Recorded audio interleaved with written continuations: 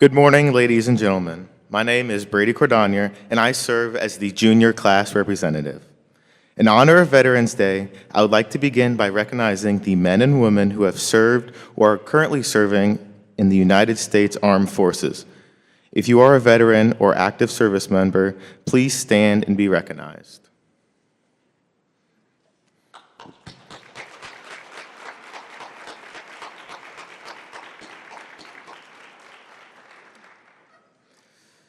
Now I ask that everyone please rise for the Pledge of Allegiance and please remain standing for the singing of the national anthem performed by NBHS member Kaylana Ferguson.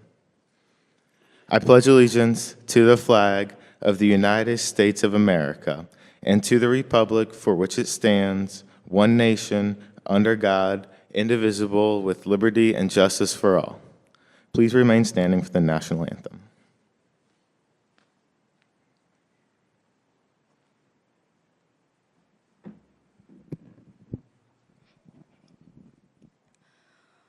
Oh, say, can you see by the dawn's early light what so proudly we hailed at the twilight's last gleaming, whose broad stripes and bright stars through the perilous fight o'er the ramparts we've watched were so gallantly streaming, and the rocket's red glare, the bombs bursting in air, gave proof through the night that our flag was still there. Oh, say does that star-spangled banner yet wave o'er the land of the free and the home of the brave?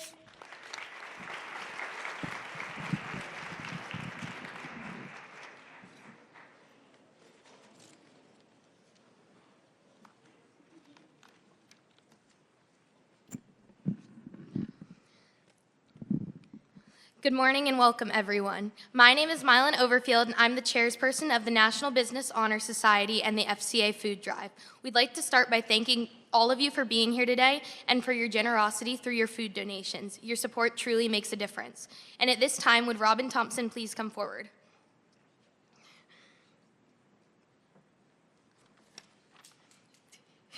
We'd like to take a moment to recognize Robin Thompson, who has been the inspiration behind our MBHS and FCA partnership for this year's food drive. Over the past 2 weeks, she has encouraged and motivated us to serve our community in a meaningful way. In addition to that, Robin has graciously supported our National Business Honor Society for the past 4 years, sharing her incredible photography talents and unwavering encouragement. Thank you, Robin, for all that you do for our students and our Marysville community.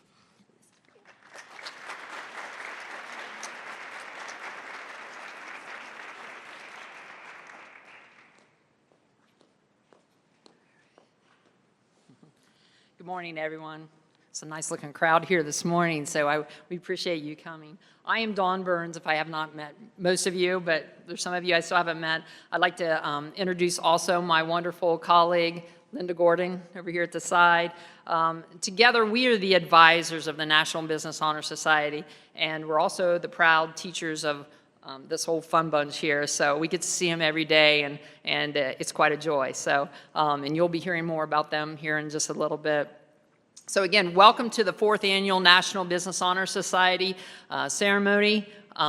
Please continue to help yourself to the refreshments back there. Our MHS food service team has put together a pretty good spread, so, so feel free to take some with you if need be. Also, our MHS CAPS coffee shop. We got Elise back there. Josh Montgomery is having Ella inducted today, so Elise is holding down the fort back there, so keep her busy back there. I'd also like to begin expressing our heartfelt thanks to our special guests. We have the City of Marysville and the Union County representatives here today. We have business partners, and also tons of sponsors. So thank you. And then our parents and families, friends, and then our district administration, our Board of Education, and our superintendent. We really appreciate your partnership. Your leadership makes a difference, not only for our school, but for these future leaders that are here in front of us as well. So a special shout out, we got to do this, to the Northwood Elementary 4th grade teachers and students. So if you haven't had a chance to look at the wonderful creative placemats and the artwork that's in front of you and at your table, please do so, and then feel free to take a tour around. I think you'll be amazed at all of the young coming, or upcoming, I should say, entrepreneurs. And just to give you a little bit of background, their topic was, illustrate a favorite place that maybe you like to visit in Marysville. Another choice they had, or a entrepreneur, but a business idea that they would like to run a business someday. And then the third was, what is their future career that they see them in? So that might give you a little bit of background when you see some of these illustrations and so forth. So inspiring business leaders right there. So as you enjoy today's program, please notice that there's a thank you card on your table as well. It's truly a blessing to have you here, and we honor our outstanding students. And thank you for continuing to cheer us on, supporting our programs, and all we do. Every time we ask, you deliver. So thank you very much. To our inductees, here's a school mom coming at you here right now. So it says, you've excelled not only academically, but through your leadership, your character, your service, and your scholarship. But I tell you what, all right, the real thing was when we did a business crawl in October there, and we went uptown, and the business students got to meet with Riley Hall at the Coffee Hall, and he got to meet with Tom McCarthy at Second Chances, and then we ended up there at, and then we went to Richwood Bank with Chad Hoffman and his crew, and then we ended up at Leon's Garage with Rick Crago, and you talk about a great experience. And when we got back, and even during the time, as we went to business, we were like, hey, wait, there's a common theme here. And as we went through, each business owner had a common theme that we were noticing, and which probably makes them pretty successful. Keep growing with a purpose, know your why, that statement why, keep using your gifts to bless others. And as you learn, from all of these business leaders and family, friends that are sitting at your tables, right, that relationships, and that's what makes giving back even worthwhile, all right? People that hear, if you don't have a relationships, we heard, that, things can't happen. You draw mentors from them and so forth. So it truly made a difference that day, and I know it's still in the heads and the hearts of all these business students. So thank you and congratulations to our inductees and members. So appreciate you guys. All right, moving on. All right, enough mom talk, school mom talk. All right, it's my pleasure to introduce our National Business Honor Society Leadership Engagement Officer. All right, Leadership Engagement Officer, Kate Claridge. Please come forward. She's going to do our introduction of our very special guest today, so I'll leave it up to Kate here.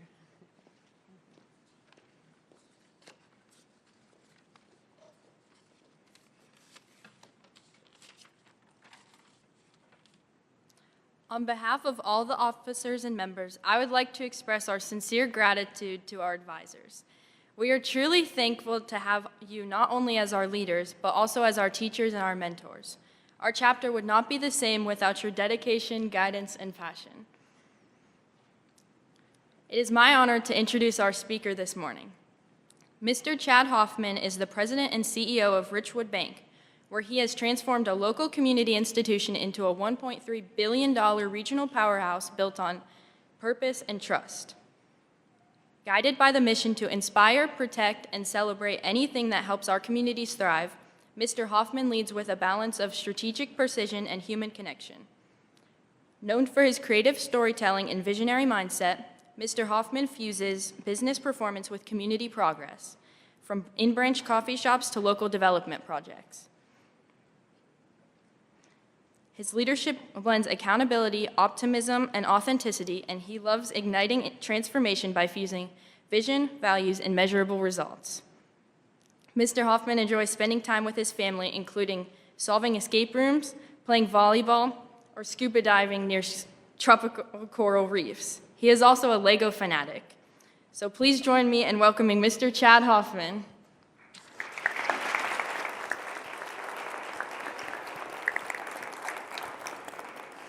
Thank you very much, Kate. Thank you. So that whole last part about the, and I know we're doing sound a little bit here. Everybody hear me okay? The Lego fanatic thing, when they came to ask me if I would speak, they actually brought a Lego kit to me. So they're bribing me. So it's out there that this Lego thing is a thing, and I want to thank them very much for the opportunity this morning. And certainly, Ms. Burns, I swear we communicated together, which we did not beforehand, because your message with the whole mom thing leads right into what I'm trying to do today. So again, I'm very honored to be here and just appreciate being asked back to speak to you. Congratulations to the inductees for being accepted into the Marysville's National Business Honor Society. I want you to know that this is not just a line on your resume, okay? This isn't, your induction is proof that you're already standing above your peers. Believe it or not, you are what some of us would call an outlier today. I use this term specifically, sorry, that's me. I use this term specifically because of a story that I read in a book called Outliers, The Story of Success by Malcolm Gladwell. He writes, Roseto Valvatore, okay, if you can see this, it's in Italy. It's about 100 miles southeast of Rome in the Apennine foothills of the Italian province of what's called Foggia. In January of 1882, a group of 11 Rosettans, okay, it was 10 men and 1 boy, set out for New York to improve their quality of life. Once they were there, I'm just making sure my screens are coming up. Once they were there, they eventually found themselves in a slate quarry in about 90 miles west of the city near the town of Bangor, Pennsylvania. Schools, a park, a convent, and a cemetery were built. Small shops, bakeries, restaurants, and bars opened, and more than a dozen factories sprang up, and they were making blouses for the garment trade. They called it Roseto, Pennsylvania. It was its own tiny, self-sufficient world, all but unknown by the society around it, and it might as well have stayed that way if not for a man named Stuart Wolf. Wolf was a physician. He taught at the medical school at the University of Oklahoma. He spent his summers on a farm that was not too far from Roseto. Wolf explained, oops, I'm sorry, am I getting too close to that mic up there? Okay. Wolf explained that one of the times he was in Roseto, he was asked to speak to the local medical society. After his talk was over, through some of the conversations that he was having with the locals, he learned of Roseto and of their amazing health. Wolf decided to investigate. He enlisted support from some students and faculty from Oklahoma, and they gathered death certificates. I know that seems morbid, but they gathered all these death certificates from residents of this town, going it back as far as they could go. And the results they found were astonishing. In Roseto, virtually no one under the age 55 had died of a heart attack or had shown any signs of heart disease whatsoever. Men over 65, the death rate from heart disease in Roseto was roughly half that of the United States as a whole. Wolf brought in a friend of his, a sociologist from Oklahoma named John Brunn. Together, they found that there was no suicide, there was no alcoholism, there was no drug addiction, and there was very little crime in Roseto. They didn't have anyone on welfare, and the people were there pretty much were just dying of old age. That's it. Wolf's profession had a name for a place like this, a place that kind of lay outside the norm, right, what you would normally experience. What they basically called Roseto was an outlier. But why was this the case? Why was the mortality rate so low there? Wolf's first thought was, I'm sure that they've kept some dietary things that they brought from Italy, and they brought it to Pennsylvania, and that's why they're healthier. But he quickly realized it wasn't true. He found out that Rosetans were pretty much cooking with lard, okay, as opposed to the olive oil that they had learned to cook with back in Italy. Pizza in Italy was like a thin crust and it'd have some oil on it and perhaps, some tomatoes, some anchovies. You made them get some onions. Yeah, pizza in Pennsylvania. Yeah, that's basically bread dough. You throw some salami on there, ham, pepperoni, some eggs. I mean, this is my kind of pizza, right? But this is not the healthiest thing out there. So this was also not a town where people got up early in the morning to do yoga or go out and run a brisk 6 miles. They didn't do that either. The Pennsylvania Rosettans were actually heavy smokers, and many of them were fighting obesity. So, if diet and exercise wasn't there, how about genetics? He tracked down relatives of the Rosettans that actually lived in other parts of the United States to see if they had the same remarkable good health as their cousins in Rosetto. They didn't. So that's out. So then he looked at, okay, what about the region in which they live? Maybe there's something special about living in the foothills of Pennsylvania, right? Maybe there's something there that's really special. So they looked at the closest 2 towns, and one of them was called Bangor, which I mentioned earlier. The other one was Nazareth, which wasn't too far away. They were both about the same size, and they were both populated with the same hardworking European immigrants that Rosetto was.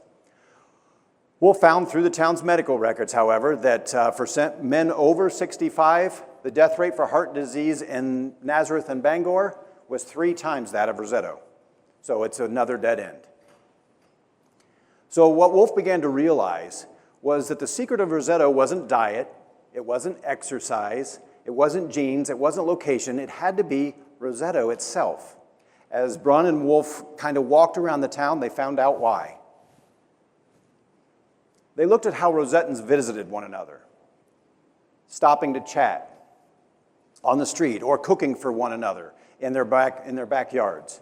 He saw how many homes actually had 3 generations living inside the home, and he was impressed by how much respect the grandparents actually commanded.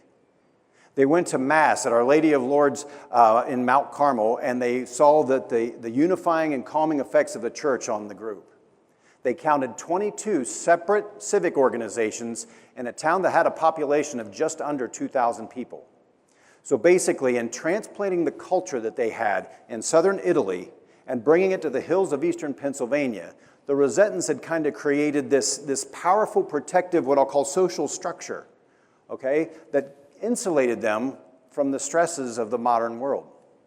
The Rosettans were healthy because of where they were from, because of the world that they had created for themselves in this tiny little town in the hills. So when Brunn and Wolf first presented this to the medical society, I'm sure you can understand the skepticism that they faced, right? I mean, living a long life, the common wisdom was it's all about your choices. It says the things that you eat, that if you chose to exercise, that's what determines whether you had a long life or not. No one was used to thinking of health in terms of community. Wolf and Brunn had to convince the medical establishment to think about health in an entirely new way.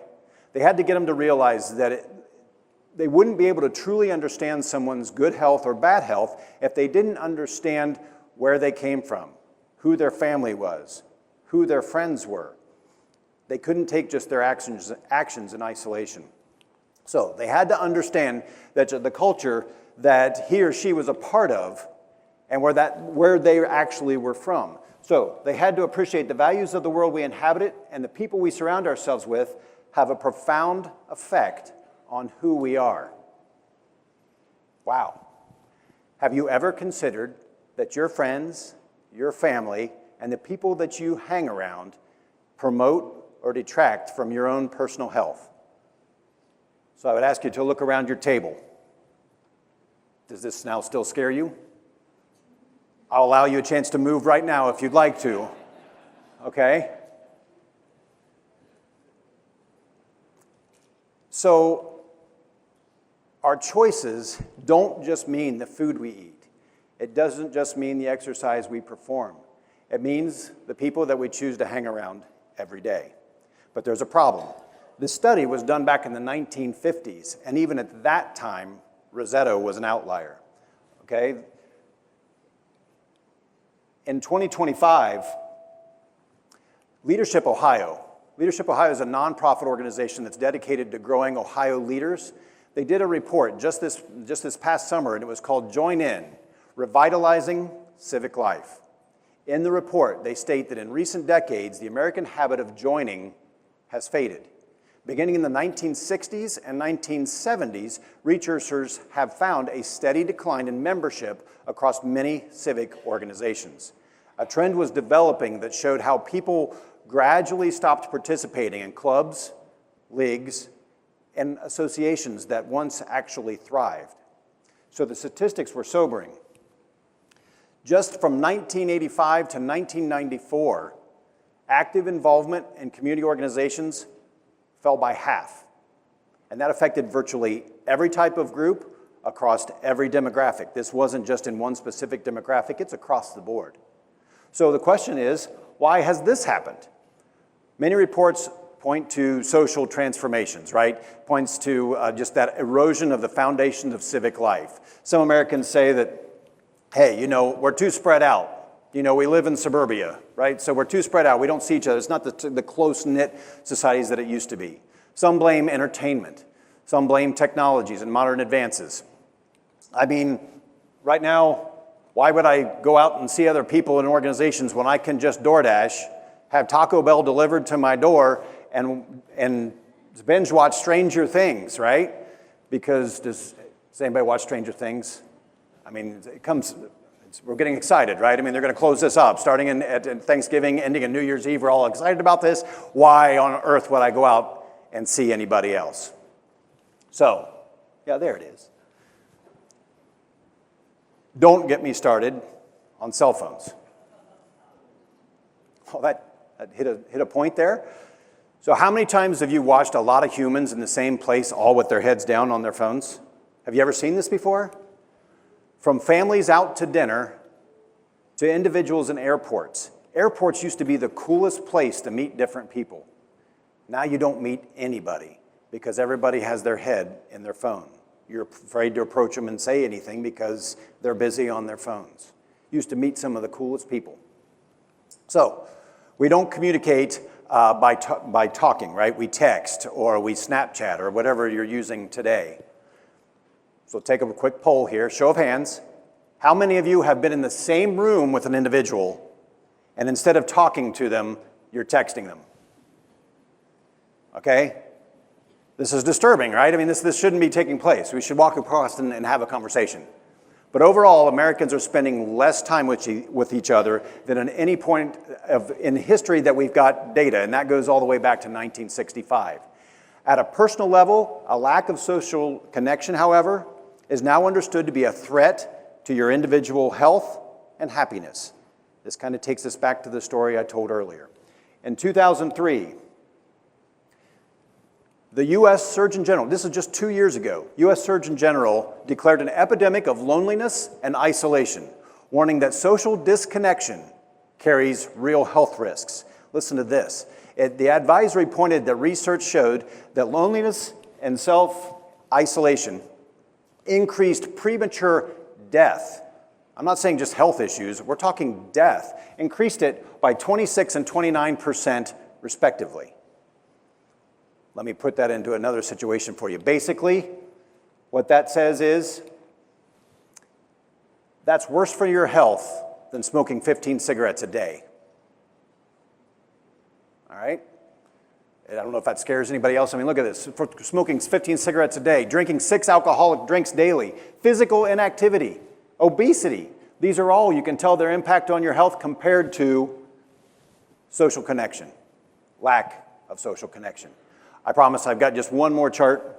This one's hard to see, but I couldn't believe it when I saw these national trends from 2003 to 2020. Social isolation is on an increase of 24 hours per month. That's an entire day per month that we're now socially isolated. That wasn't the case before.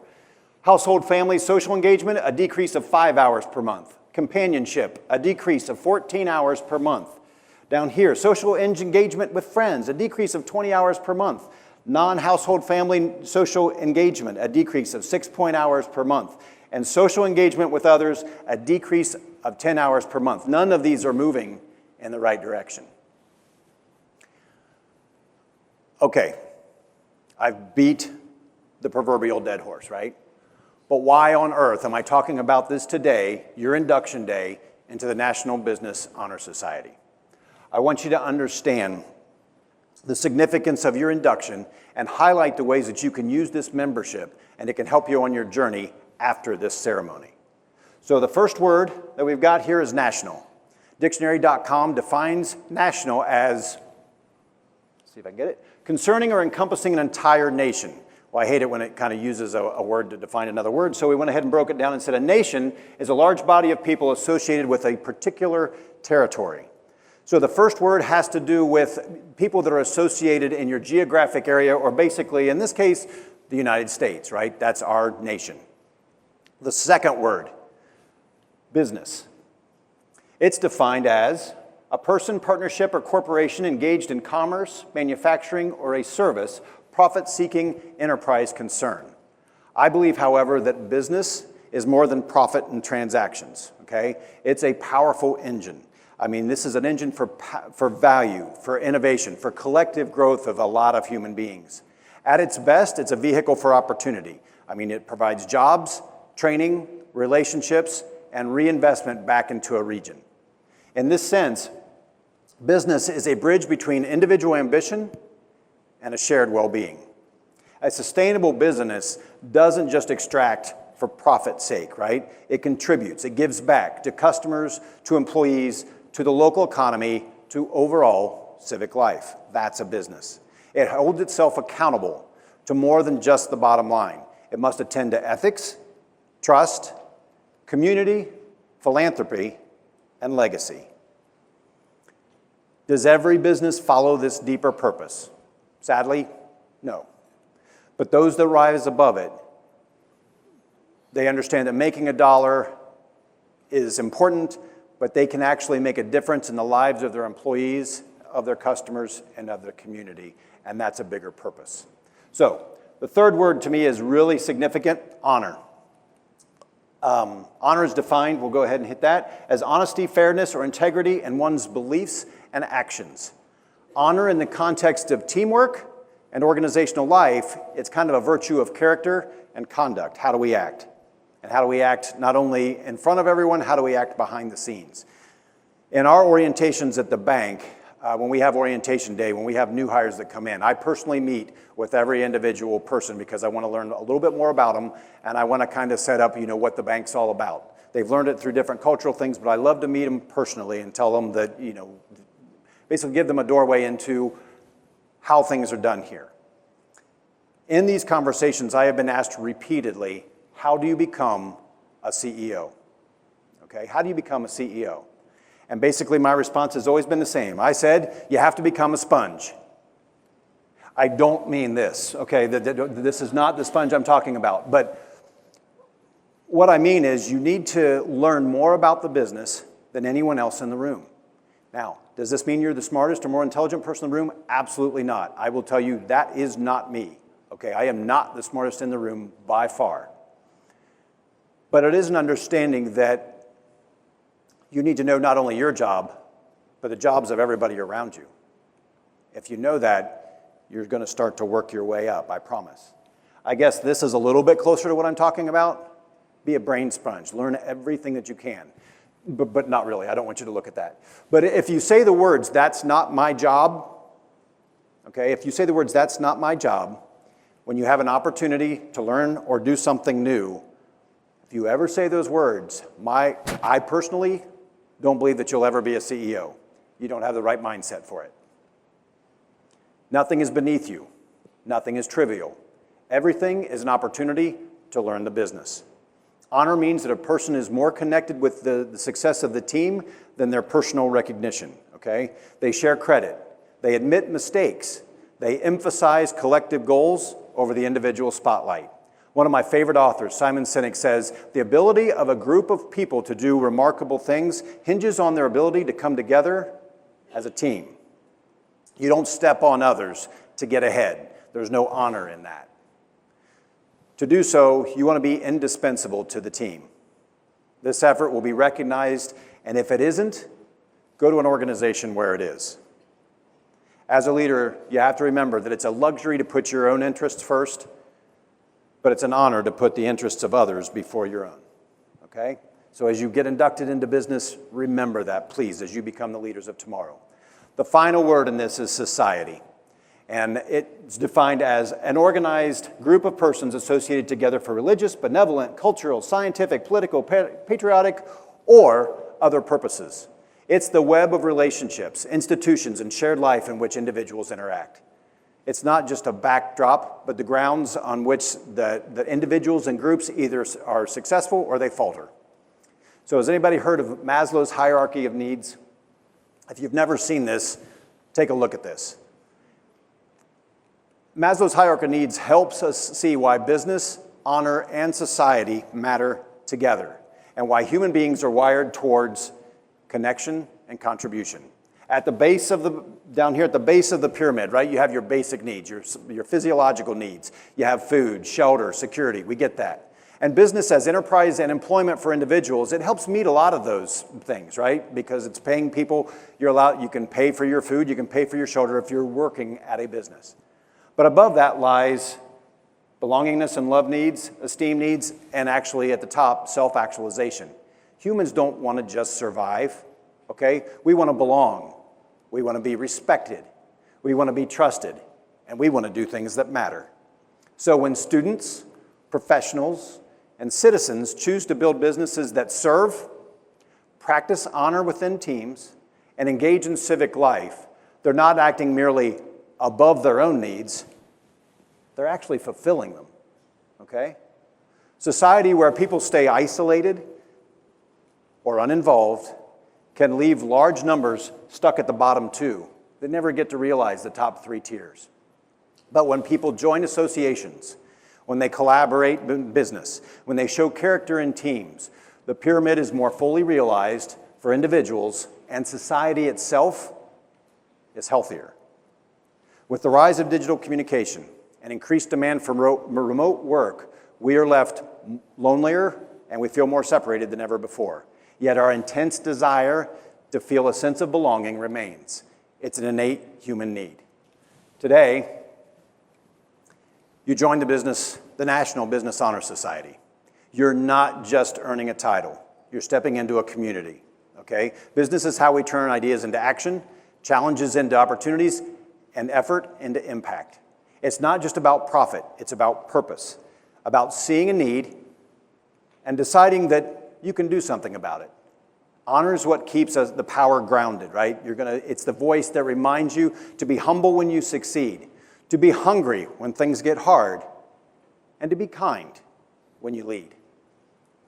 Society is where all of it matters most, because everything you build, every idea you test, every team you join will ultimately shape the community in which you live.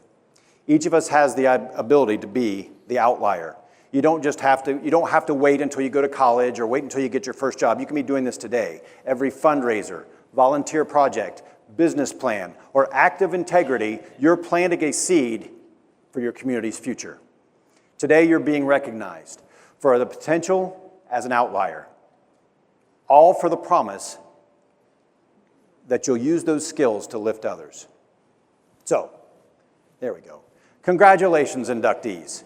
You represent the best of what's next, the thinkers, doers, and dreamers who will bring business, honor, and society together for a better and healthier tomorrow. Thank you.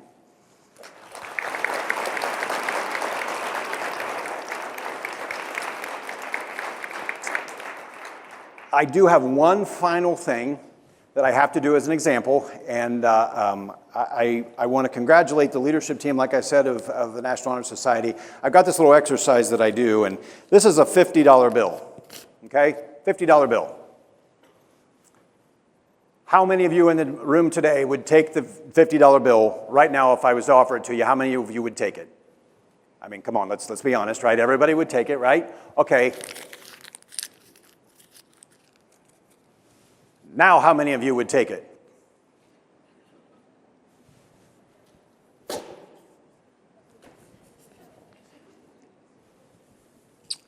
How many of you would take it now? Huh? Isn't that amazing? So, as you're going into life, whatever that may be, I want you to remember to kind of be the $50 bill. Your value is always there, no matter how the world treats you, how it rolls you up, wraps you up, scrunches you, how it drops you on the floor, kicks you, grinds you into the dirt, your value is always there. Always remember to act with integrity and be that $50 bill. Now, what I always try to do too is give the $50 bill to somebody. I did an exercise earlier. Oh, you're got volunteers already. Well played, well played. So I did an exercise earlier where I asked many people in the room, I said, basically, who would you go to if you had any questions about the National Business Honor Society in Marysville that's not an adult, okay, that's not an advisor? Who would you go to if you had to do that?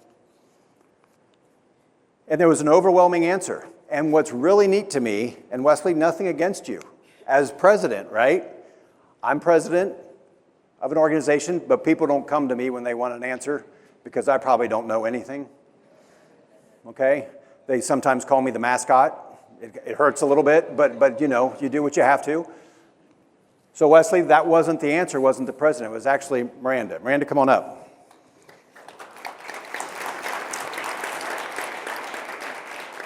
Congratulations, and I'm going to give you the 50. And just to say congratulations, this is exactly what I meant when I said the sponge, okay? Learning everything that you can know about an organization, and you're the go-to person. You might not be the person that's at the head of the organization, but at the same time, it's wonderful for leaders that are presidents to have people that are working with you that are the go-to people. If everything has to go across my desk, it's going to go way too slow, and it's not going to go well, I promise you. But when it goes to people that actually know what they're doing, it's fantastic. So I congratulate the entire leadership team. But Miranda, congratulations for having that. Absolutely. Enjoy. Guys, thank you.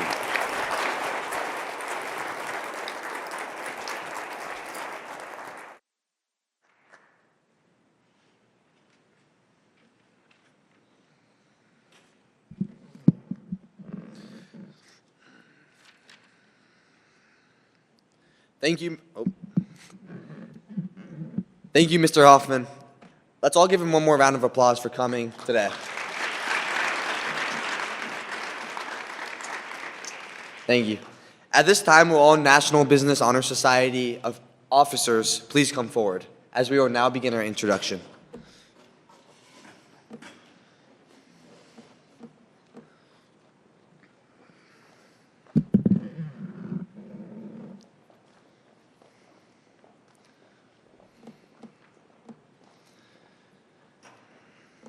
I'm pleased to introduce to you guys our president, Wesley Paul. Wes is a senior here at Marysville High School and plans to attend a four-year university in Ohio and receive his MBA. He's a volunteer at Memorial Hospital and serves on the student board. He's an employee at Better Than Yesterday and Dean Cook Insurance. He's on the track and field team. He's a member of National Honor Society and the chief editor of the MHS In the Halls news media, while also being a four-year scholar athlete. Please join me in welcoming our president, Wesley Paul, and introducing the rest of our officers.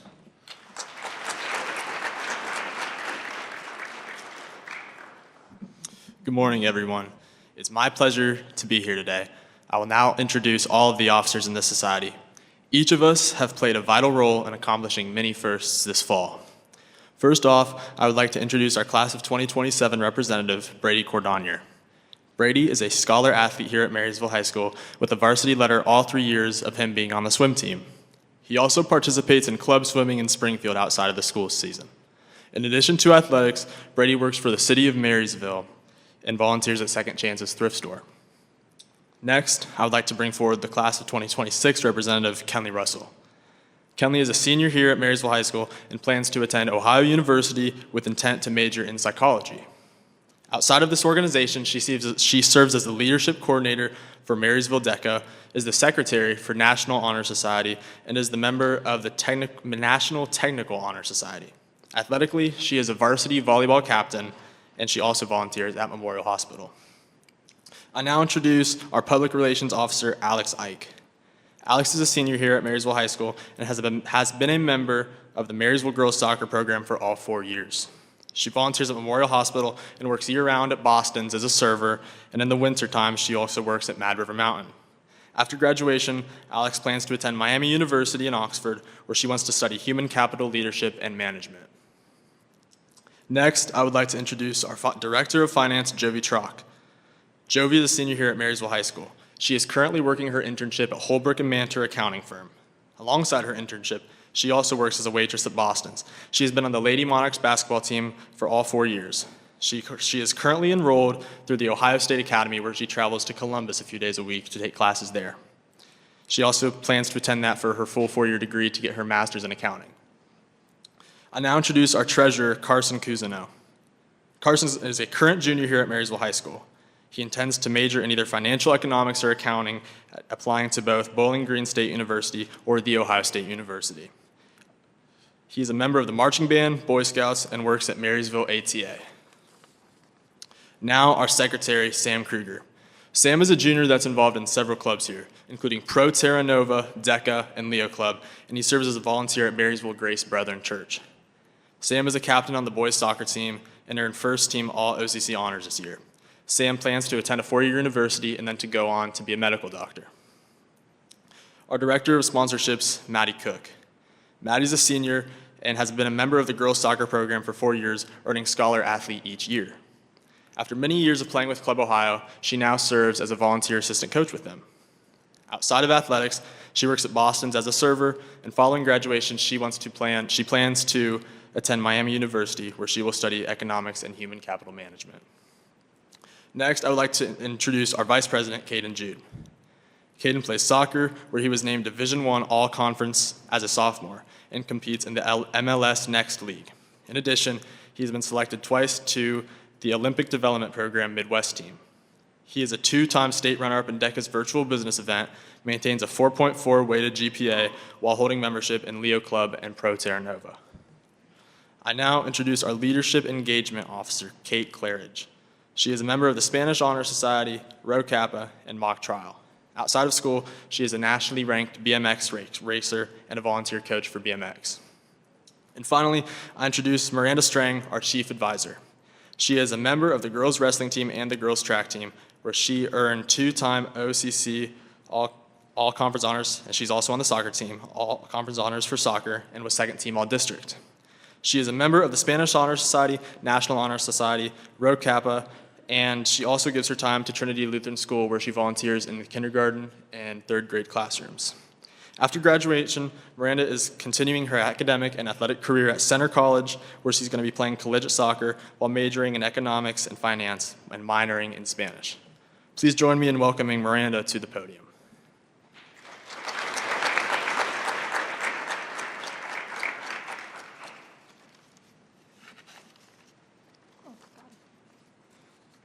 Good morning, everyone. My name is Miranda Strang. I'm the Chief Advisor at the National Business Honor Society. First off, I'd like to repeat how grateful I am for Miss Gordon and Miss Burns.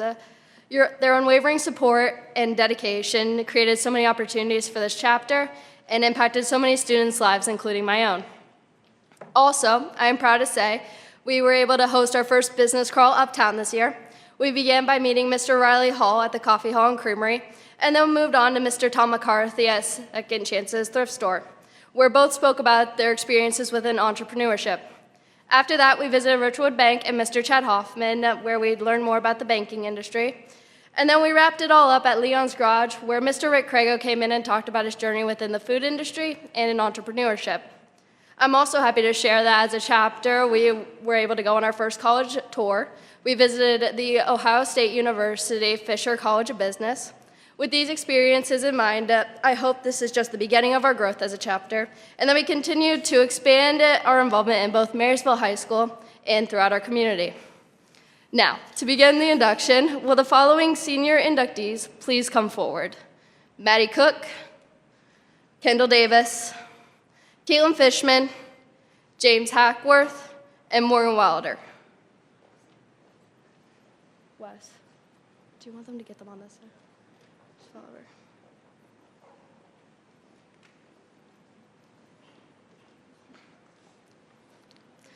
Now for the junior inductees. Alana Fernandez Busto, Kate Claridge, Brady Cordonier, Carson Cousineau, Caden Jude, Alyssa Cratchy, Bryson Lauman, Kara Moeller, Ella Montgomery, Mylan Overfield, Madison Sprague, and Emma Swindle.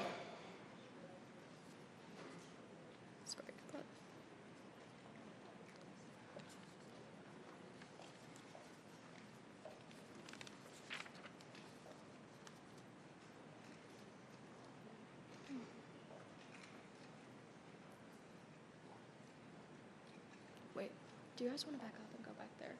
Just back up. Wait, do we want to put them over there, or we just? Okay, never mind, just circle up. Circle up. It's in order.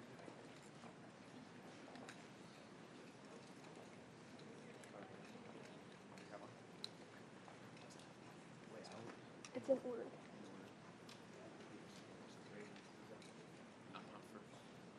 Kate. Kate, go. Then Brady.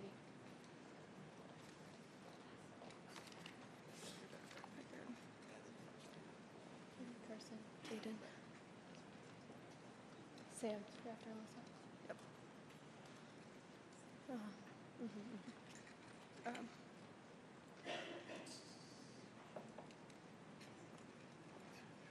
this works.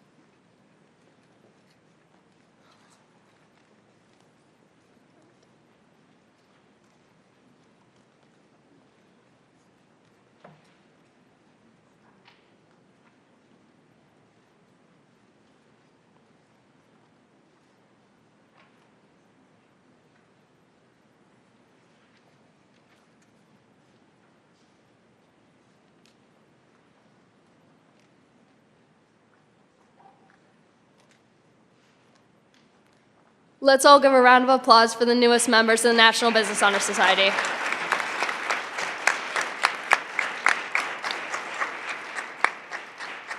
This year, we now have 18 new members for the 2025-2026 MBHS chapter.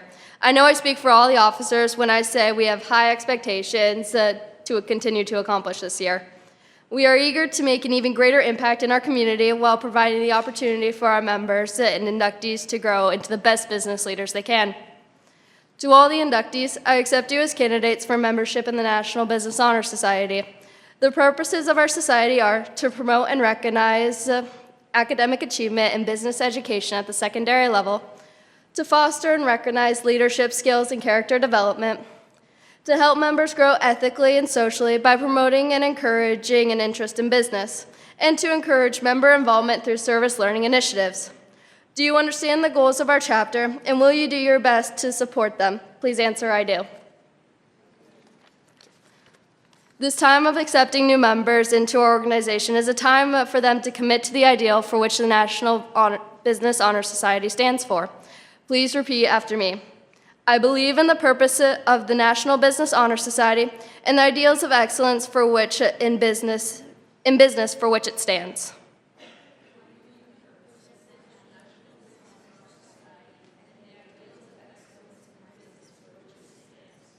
I realize that my responsibility as a member require me to cooperate to the fullest extent with the goals of the chapter.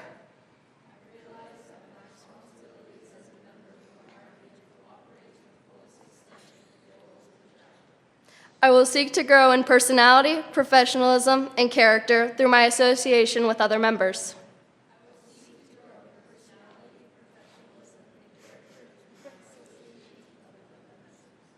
I solemnly promise to uphold the aims and responsibilities of the National Business Honor Society as an active member.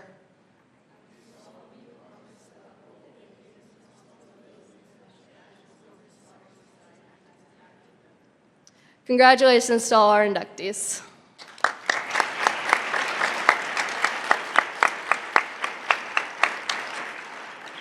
Now at this time, please join me in welcoming the principal of Marysville High School, Mr. Chafin, to close us out today. Everyone take a seat. Good.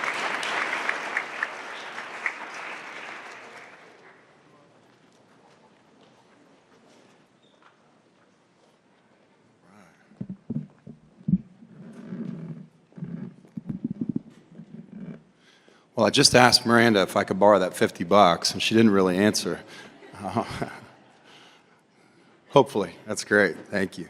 So my name is Ken Chafin, and I'm incredibly fortunate to have the opportunity to serve as principal of Marysville High School and to have been the principal who gets to congratulate not only the first, second, and third class of inductees, but now the fourth class of inductees from the Marysville High School National Business Honor Society. Congratulations again. Let's give them one more round of applause here. Thank you.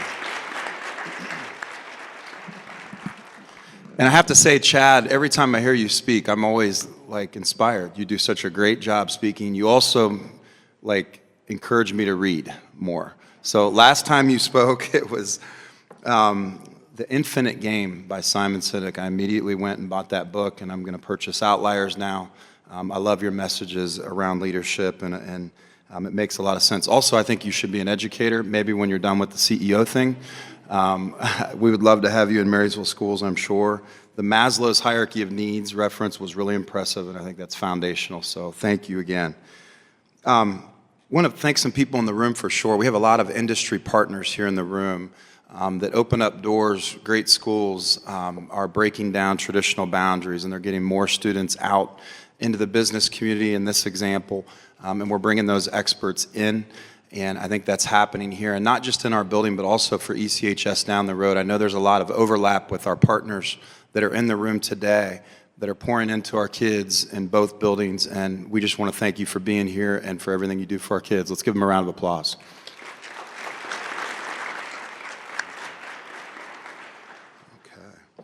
Thank you to the families of our inductees. The educational research is clear around student achievement, and with teaching and learning, the number one impactor is actually at home. And we have so many kids that hit the doors every day, ready to learn, that are well adjusted, and they're loved and cared for and challenged. And also they support, their people every day that work with them in schools. And we appreciate you guys. Thank you for being here. Let's give it up for our families.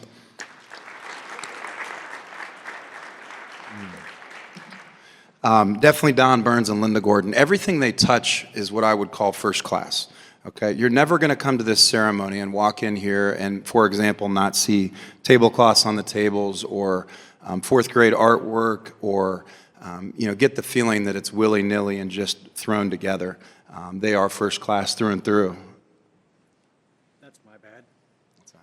You got that? Let's just say you don't need to see that. It timed out on me, and you get to see Batman versus the National Business Honor Society, of course. That's hilarious. I didn't want you to be distracted because I didn't know which way to go with that, so sorry about that. You're good, you're good. Thank you, Mr. Hoffman, once again. But definitely, Don Burns and Linda Gordon are as good as it gets, and it makes it real easy to do my job as principal when you have great people to support and pour into so that they can pour into your kids. Let's give it up for them, please.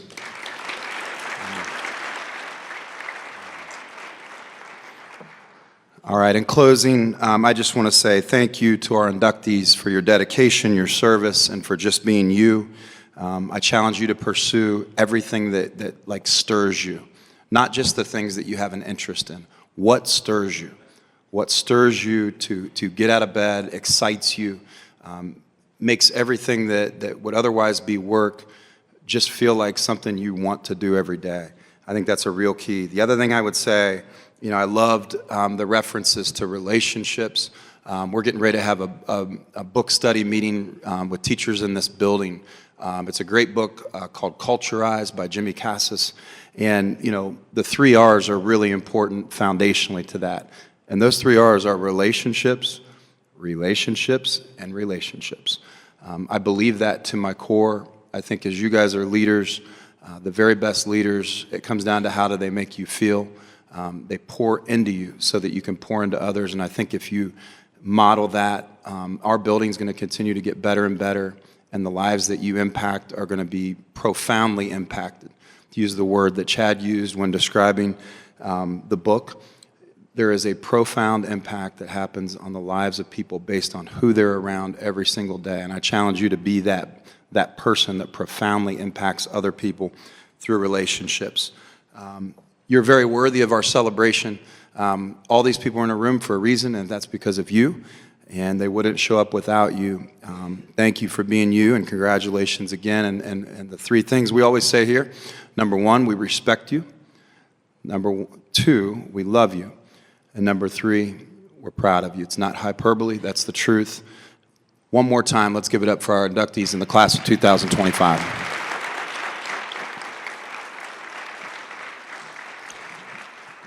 And I believe that concludes our ceremony. Is there one more thing?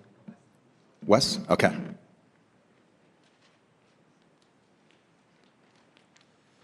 Mr. Chafin already kind of did it for me, but I just want to thank him for his closing remarks. And at this time, our program has concluded. Have a great rest of your day. Please stay around and mingle and eat any of the leftover refreshments, and thank you for sharing your time with us.